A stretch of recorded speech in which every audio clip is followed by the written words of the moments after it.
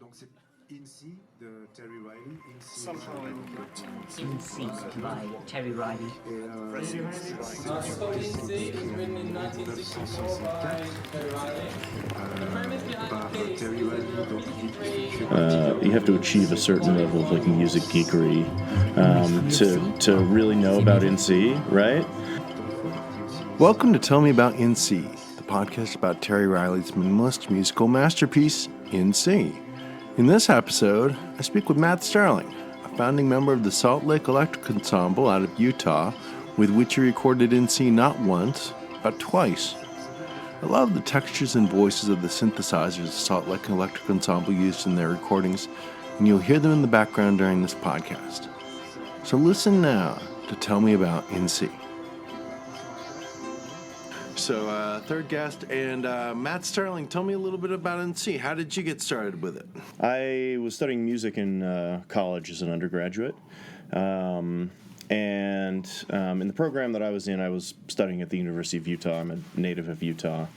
The program that I was in, I was studying to become a music teacher, and part of that required some music history, which I sort of had a bad attitude about going into, like, why do I need this sort of thing. Thankfully, I had a great professor, and eventually we got to the 20th century, and of course, INSEE is historically important for a whole bunch of reasons. And so at the time, I had just started getting interested in minimalism. I think I had heard some music by Steve Reich a little bit before I was exposed to INSEE. Like, I think I heard Music for 18 Musicians and some of the other I love that piece. music. It's a pretty great piece, yeah. Some of the other music from that time, and so my curiosity, my interest was activated, and so the semester where we studied 20th century music history, I think, came along just at the right time. And so, I think we kind of like pulled out the score and took a look at it, read the instructions, and sort of got a conceptual understanding of how it works and why it was so, revolutionary for its time. So it was actually just like, in school. And so that kind of like stuck with me for quite a while. I think I heard the original, CBS recording at the time, but I wasn't really plugged into how extensive like the discography was or anything like that until later. So, but it was terrific. It was a real benefit from studying music in school. Wow. So when was your first performance of INSEE? That would have been, so I put together a group to play it in the summer of 2009. And we rehearsed it for probably about 6 months before we played it live. And so this would have been, I'm trying to remember exactly, I think it was probably late 2009, maybe early 2010. We got invited to like an art gallery party with a lot of cool people, and so we played it there. It was a lot of fun, and pretty soon after that we started playing it around town. So we played it at a couple of the universities in the area, and we rented out like a movie theater and played it there. We had like a visual artist that was a collaborator that made some video art to go along with it. But yeah, that initial performance was definitely memorable. The one in the kind of like art studio. That was a lot of fun. What was the lineup for that? Yeah, so the early lineup at the beginning, it was just an idea. I didn't even know if it would work. Like this, basically, my contribution to INSEE is that I had this idea that I thought I could play it with a computer. And so I basically just asked, at the time I was best known as a recording engineer. I helped rock bands make records. And so I had gotten to know some really cool musicians through that work. And so I started by asking, people that I knew, people whose records I had worked on, just friends, people who I thought had the musical intelligence to pull something like this off. And then they sort of like asked their friends, and it was that sort of thing. And so there was a lot of kind of like turnover at the beginning because there were some people that lost interest, or there were some people that just weren't very good. Eventually, I think we settled on a core group of like 8 people at the beginning, which sounds like a pretty small ensemble for NC. I think Riley I've played with 3, recommends. so You've played with 3? Yeah. I've played with 3, and I've played it solo, but that doesn't really count. Yeah, right. I mean, I think Riley recommends, like 35 people in 35 score. is the ideal number, yeah. Right. So yeah, 8 sounds a little bit small, but one of the nice things about using technology is that you can actually play multiple voices Yes. at the same time. Right? I do that. Yeah, exactly. So we were able to kind of like thicken it up and make it sound a little bit bigger than just 6 voices. And at the time, I think that actually of the 8, like 2 people were playing percussion, so they were just doing the improvised percussion that they say you could do in the score. And then over the years, we ended up having another opportunity to play NC with like a really excellent dance company, a professional dance company here in town. I've seen pictures from that. Tell us, so this was as the Salt Lake Electric Ensemble, is that correct? Yeah, that's right. So, so basically what happened is we had that early stage where we kind of played around town, and we made the first record. And this dance company, Ryrie Woodbury Dance Company, they're if you're in contemporary dance, they're really well known. They're pretty renowned. So they got a brand new creative director, I guess right around the time that I formed my group. And so, he moved to Salt Lake City, where I am, from New York City. And so I think he just found us by Googling, like he was interested in electronic music, so he just Googled Salt Lake City electronic music, and we popped up, right? And so he listened to our record and thought it was interesting, and just reached out. I didn't know him beforehand, and so we started a conversation, and I think it was a good fit. And I think at the time we had tried to figure out if NC had ever been something that was danced to before. We couldn't find any information about that, and so as far as I know, I think it was probably the first time that NC was used in a dance context.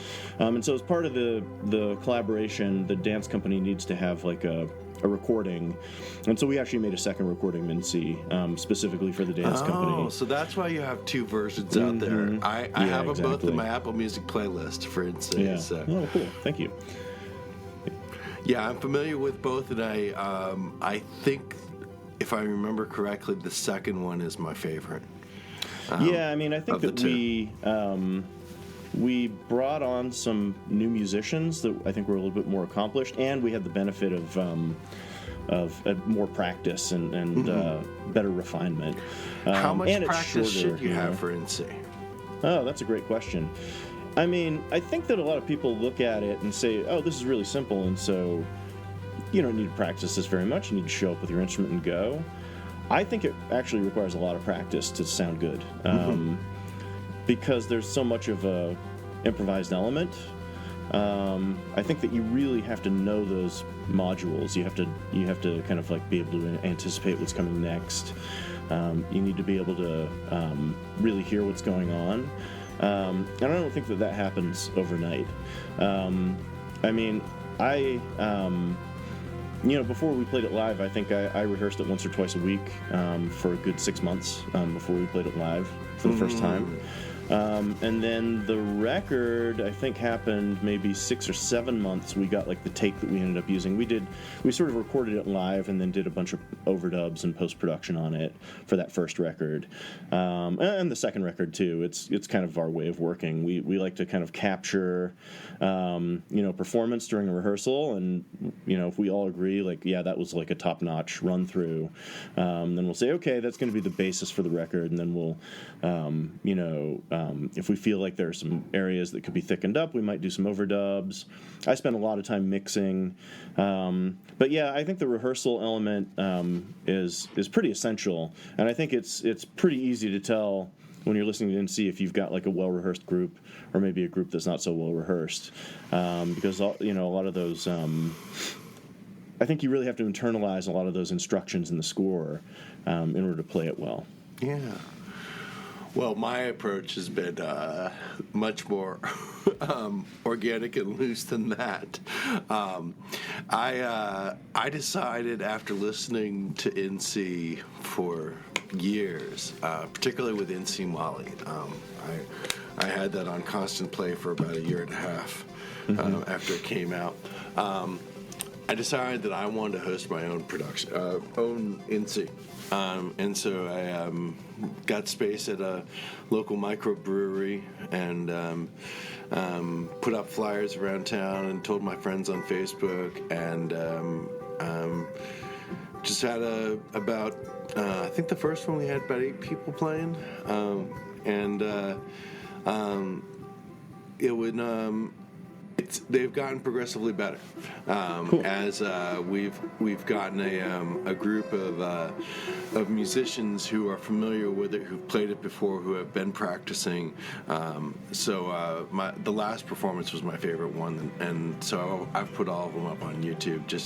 Which is one of my favorite things about YouTube is that you can find videos of people performing in C around the world. Yeah. And I will surprise my girlfriend sometimes. She'll be like, "What are we listening to now?" And I'm like, "Oh, this is the Dutch harp octet."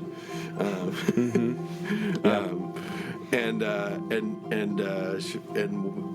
we'll be listening to a different version, or this is the double bass ensemble playing in C. Yeah. So what's your favorite performance of NC to listen to or watch? Yeah, I mean, there's a lot of them that I really like. I think if I had to pick one, you familiar with the one that was directed by Paul Hillier? I think it's like voices and percussion. No. Yeah, I like that one a lot. I'm trying to remember how long ago it was released, 15 or 20 years ago, something like that. Interesting. What group was he with? Ars Nova, which I think is based in Copenhagen. Okay. So it's like a thoroughly European... Oh, I think now that you say Ars Nova, I think other people have referenced that one, and I think I have heard it, but I haven't listened to it in a long time. I'll have to go back and listen to it again. It's a very traditional approach, and I think that I like it so much just because it was executed so well. It seems like Paul Hillier probably has access to some of the best musicians in Europe, you know. The vocalists are tremendous. The percussion is really tight and interesting to listen to. And there's a lot of musicianship and a lot of expression going on. Mm-hmm. So yeah, I like that one. But I mean, I like, I like a bunch of them. I like the Adrian Utley Guitar Orchestra. I like the Bang on a Can. Bang on a Can is good. Yeah, I mean, there's not that many that I don't like, to tell you the truth. It's been a lot of fun to go through and kind of like explore the discography and get an idea for how people are approaching it. That's of course it's going to be unique each time in some way. That's what I love about Phrase 35. I'm always like, how are people going to approach this phrase? How will they take it? Where will they go with it? Yeah, totally. Let's see. What's your favorite phrase of NC? Yeah, so I saw that question and I thought about it quite a bit. I think that the one thing that I'll say before I start talking about some individual phrases is that for me it's oftentimes about the interaction between the adjacent phrases, and so and the way that plays out is just endlessly fascinating to me. But I think that probably some of my individual phrases that I look forward to the most are going to be the ones that like start to change the kind of mood or tonality of the music. So, for example, like phrase 18 is a pretty key one, I think, because we sort of move from this kind of like bright, happy, very major sounding mood into something much darker and more tension filled, and that's a lot of fun because it can oftentimes kind of creep up on people, and before you know it you're like, oh wow, this is not what I was remembering from before. All of a sudden this sounds dark and this sounds tension filled, right? So I think that some of the ones that do that are like 18, 29, 49. But then there are some other ones that I like just because of their characteristics. Like 46 is one of my favorites because I think it's like really playful and just a lot of fun to play. It has those kind of like offbeat landing notes that are, I think, a lot of fun. And then, of course, you got to mention 35 as well. 35 is, I mean, it's 35 is 35, right? It's kind of like it's 35. So, yeah, 35 is something that I always look forward to playing as well. Is phrase 35 too long or just right? Yeah, I mean, I think I'm not going to question Terry Riley on this one. I think it's, all of the, so I'm going to say just right. I think that, the trajectory of the piece up until then is a lot of like short repeated phrases. Mm-hmm. And so when it comes along, I think it's a real breath of fresh air to have something that's a little bit more melodic and a little bit more developed over time, Mm-hmm. And so, it's so like surprising when it happens, especially, when you play it for audiences that maybe aren't too familiar with the music. Usually that's one that they'll lock onto and say, oh yeah, I remember that one. Right, it's right. this quirky melody. And so, yeah, I'm going to say just right. Okay. Yeah. What was your favorite performance of In C that you participated in? Yeah, so I think I'm going to say it was a series of performances that I did with the dance company. That was a lot of fun. It was a lot of fun because, we were on stage with the dancers, and so we were able to watch what they were doing and respond to what they were doing in real time, and they were able to hear what we were up to, and they were able to respond to what we were doing. And so, having that give and take collaborative relationship happening, in real time was really something. I also have a pretty soft place in my heart for the very first time that we played it at the art studio, just because, nobody knew what to expect, including us performers. We didn't really know how people would respond to it. But it was an artsy crowd, and we got a great response. It was a lot of fun. So yeah, I think I'd say probably those two are the most memorable. All right. How do loopers impact In C? Yeah, I mean, so that's clearly something that I do a lot of. We use I as well. Yeah, so we use Ableton Live, which is basically like a very sophisticated looper. And I mean, so I think that, how do they impact things? I think that they, I mean, on the one hand, it sort of handles certain things for you, right? So if you're playing a traditional instrument like the violin or the flute or the piano, then you're constantly worried about, am I playing in tune? Am I playing the right notes? Am I playing the right rhythms? And then on top of that, you need to sort of like focus on what everybody else is playing. Loopers, I think, handle, they handle certain things for you. They handle the pitch, they handle the rhythm. And so at that point, I think it frees up a savvy musician to kind of focus on other musical parameters, things like the timbre, things like how exactly am I interacting with the overall sound. And so I think it's an exciting instrument to use because it's like I said, it opens up new possibilities that probably wouldn't be there for more traditional musicians. That being said, I think it also has potential drawbacks. I think that there's I think in the wrong hands, if you're not really sensitive with the sound, it can end up sounding pretty mechanical, pretty robotic. And so, you always have to, I think that as long as your sort of mechanized playback, your loop, is routed in such a way that you have like real-time control over the sound, you can make that sound evolve over time. You can make creative choices with the sound. That's the key thing, right? I think if you just sort of hit play or start the loop and then kind of leave it there, to me, that's a missed opportunity to kind of like dive deeper into what the sound could possibly be. But I'm all for it. Clearly, right? Like, I mean, I use laptops to play in C, but that's I actually just played NC with some students of mine. So I'm a music professor now at Salt Lake Community College. Brand new. I just finished my first year, and they gave me a student performing group, and so I figured, what better piece to start with than NC. And so I handed out. I asked the students to show up with their laptops, and I kind of like showed them how I played NC, and that was like one of the main things that I taught them is like you need to do more than just hit play, right? You need to do something to be shaping the sound in real time. You need to make sure that you are, that you're playing this like a real instrument, that you're sort of always in charge of the sound, right, that's happening on your end. Wow. Oh, that's so exciting to hear about. Yeah. I would love, if you have any students who would like to talk, I would love to interview them and just do the same thing, just a quick 30-minute interview. Yeah, sure. That would be fantastic, because I'd love to get some different perspective. Okay. Yeah. What impact has NC had on contemporary music?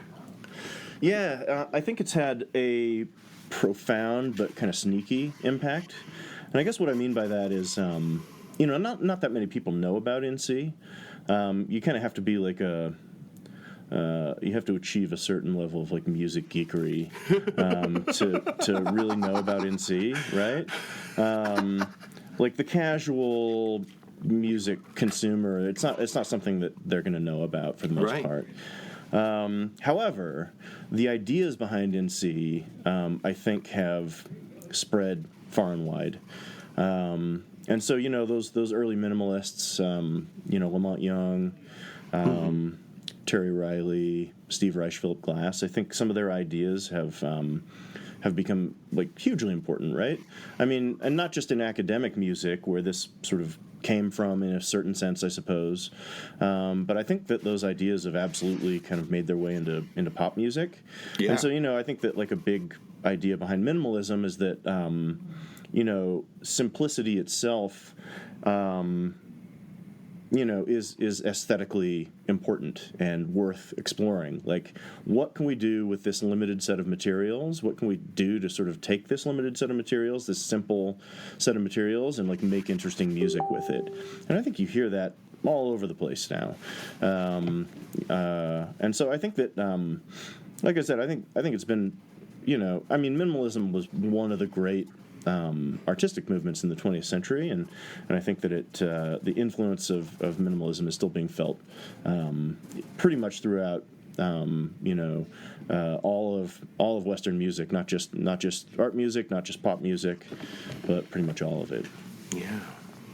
Yeah, I particularly hear it in techno. I actually, where they're just playing with a set number of elements, and then, as you said, one of my favorite things is they'll start taking, they'll start playing with the sound of the sound, and making it rise up in timbre and fall down in timbre. Which is one of my favorite effects that I get on one of my pedals for my electric ukulele. So yeah, totally. Which I love playing with and just having a loop going and right. Yeah. All right. Let's see what the next question is. How much improvisation should there be in NC? I mean, a lot, I mean, I think the score is sort of organized in such a way that, like, you've got your pitches, you got your rhythms, and then you've got the performance rules. Outside of that, it's all improvisation, right? I mean, there's a profound opportunity for improvisation across a whole bunch of musical parameters when you play NC. It really is about listening to what's going on and sort of being in the moment and responding. And to me, that's the essence of improvisation, and one of the things that makes it such an important piece of music and so fun to play. So yeah, I would say that more is better. All right.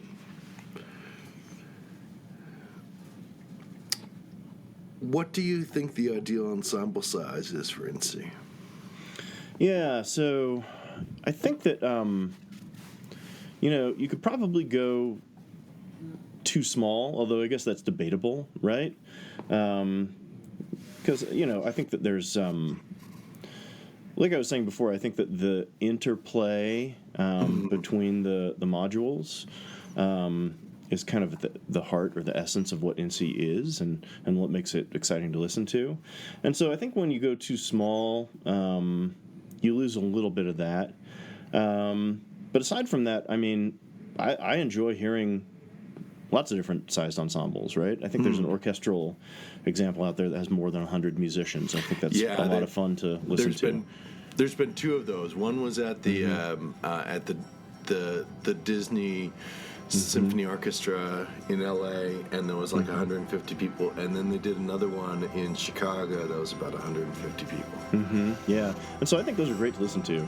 I don't know if I would, for me personally, I mean, I know Riley says 35. I'm curious to know why he picked that number. I don't know. I've always wondered that myself too. Yeah. But so I guess I would say, like more than one or two would be my ideal size, because I think there's a lot of charm in hearing it performed with different sized ensembles. With smaller ensembles, the lines are a little bit cleaner, and you can kind of pick out individual lines a little bit easier, whereas with larger ensembles it just kind of becomes more of like a wall of sound. I think that each is legitimate and each has their own interesting characteristics. Yeah, for sure. Okay, let's see what the next question is. Pulse or no pulse? Yeah, so I'd say pulse if it's needed, right? Because I mean, the whole point of the pulse is that they're having trouble staying together at the beginning, right? And so I'd say the pulse plays a functional role. In my own performances, we've made use of technology, and the technology that we use has always been able to be synchronized through its own methods. So, when I play it with 6 or 8 people, or in the case of my students, I think we ended up with 14 performers, all with laptops. Everybody has their own laptop, and the software that we use is actually able to synchronize all of the laptops, the tempo of the laptops together, over Wi-Fi. It's cool technology. Oh my gosh! Yeah, and so in that situation, and the sync is rock solid. We can change tempo, and all of the computers will sort of change. What software are you using? Ableton Live. Okay. There are other programs that have that functionality as well. So Logic can do that. Bitwig can do that. I think now, at least to a certain extent, Presonus Studio One can do that. But yeah, so I already had some Ableton licenses that I use for my job here, and so we just used Ableton. And yeah, the synchronization technology is called Link, and so we just turn on Link, and then everybody's synchronized. And so in that situation, I find that not having a pulse can yield good things. The pulse can sort of take up sonic space, obviously. It's there. And there's a level of repetition to having that pulse that's pretty intense. It's the same note, right, over and over again. And so I'd say that I generally, like I said, unless it's needed, I generally play it without a pulse. But I mean, if I was to play it with acoustic instruments, for sure, I would at least start with a pulse. And if I felt like the performance was tight enough that I could maybe drop the pulse, I might think about doing that. But I think that would be a tricky thing to actually pull off. Yeah, I've had the pulse drop out a couple of times. I had I made mine in GarageBand, and when I initially made it, I was using GarageBand for iOS for my iPad, and I had a 1 hour and 3 minute limit on files. I couldn't go any longer than that, so my pulse was only, even though I lived, it was only 1 hour and 3 minutes long. So then I ended up exporting that as an MP3 and then playing it on an iPhone to a Bluetooth speaker, and that was our pulse. Cool. There you go. And so it ended up running out on a couple of performances, and the last 10 minutes there was no pulse. Right. which made for a very different ending because instead of ending to the pulse, it was just one person after the other was dropping out, and there was only the sound of that last phrase. There was no pulse there. Yeah, right. And did you find it was tricky to stay together in that situation? Not in that situation, because by then we had already gotten, I don't remember if it's 114 beats per minute or whatever, but it was ingrained in us to the point where we were able to stay together for it. So, right. Yeah, it was an interesting one. All right, let me see what we got next. What's your favorite instrument to perform in C with? Yeah, so I'm just going to say electronics, just in general, and of course that can mean many things: synthesizer, sampler, computer. I think the promise of this technology is that you can sort of your imagination is your limit in terms of like what the timbre is, what the music sounds like, and so to me that's endlessly exciting. That's really fascinating. And so I enjoy, trying to imagine new ways of presenting these modules. What can I do with this technology to sort of like bring out a sound that maybe hasn't been heard before, or, do something with the combination of two or more voices that's made possible by the technology. That being said, pretty much every performance I've been involved with has usually been a mix of electronics and traditional acoustic instruments, and I really enjoy doing that. And I've played acoustic instruments. I'm a brass player, and so I've played like flugelhorn, for example, alongside. I play flugelhorn too. Oh, right on. Yeah. And so I'll play that like alongside the electronics. We've had woodwinds, we've had string players, brass players, acoustic percussion, and so a lot of the I think joy of playing in C is just kind of like bringing together, your pals, your friends, people that you enjoy being with, people that you think are interesting, and say, hey, just like whatever you can provide, whatever play whatever you feel like you can do well with, right? And so, so those kind of like electroacoustic performances have always been, I think, something that I'm interested in as well. Yeah, that's the way it's been for all of mine. We've always had a mix of electric and acoustic instruments. And I'm hoping to continue that coming up this fall with another performance. What's your favorite band influenced by NC? Yeah, so I don't know if this is a band exactly, but Brian Eno, I know was pretty heavily influenced by Terry Riley. Yes. And I really enjoy Brian Eno's music and musical thought. And so I think I'm going to go with that. I know that like the Who, they have explicitly stated that they've been influenced by that as well. Bob O'Reilly. Exactly, yeah. But yeah, Brian Eno, and I think obviously like the other minimalists that came after, Reich and Glass, I enjoy their music as well. Yeah. And so I'd kind of say those folks. Yeah, I would say Brian Eno's the influence of Terry Glass on him really comes out in discrete music. Yeah. That's one of my favorite albums to listen to. It drove my ex-wife nuts. She would be like, "What is this? Stop it now! It's making my head hurt." Right. Yeah. I mean, yeah, me too. I like discrete music. I'm really interested in ambient music. I've released some ambient music, and yeah. So I think that I think it's pretty easy to kind of like trace a direct line from that early minimalism kind of into those early Brian Eno ambient experiments.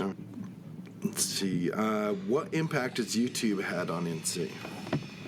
Yeah, so I mean, I think just the internet in general has just made it easier to discover stuff like that. And so, for folks who have some amount of musical curiosity, it's just a button press away.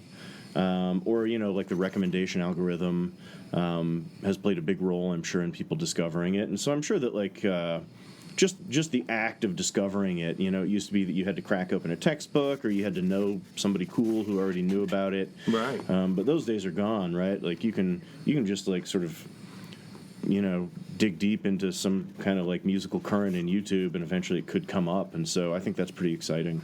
Yeah. All right, final question for you. What would you ask Terry Riley? Yeah, so, other than how he came up with 35 musicians, which we talked about, I would really love to hear him talk about in some depth what the early process was like. So, he sort of had his aha moment, and he composed that music. And so I'm really interested in what came next, the next months and years. After NC, you mean? After the initial composition, right? So how did he put together the original ensemble? How did he approach the people?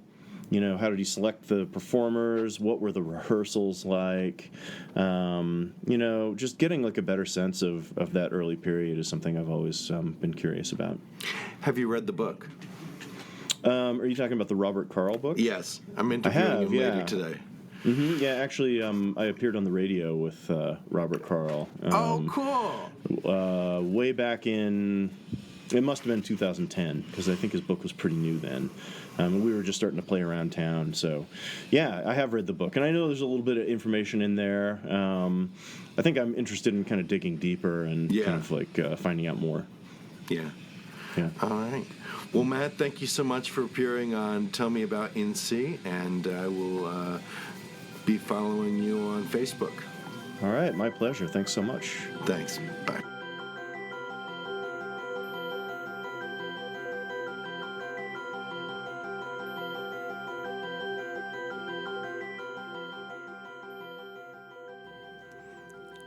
So thanks for listening to another episode of Tell Me About NC.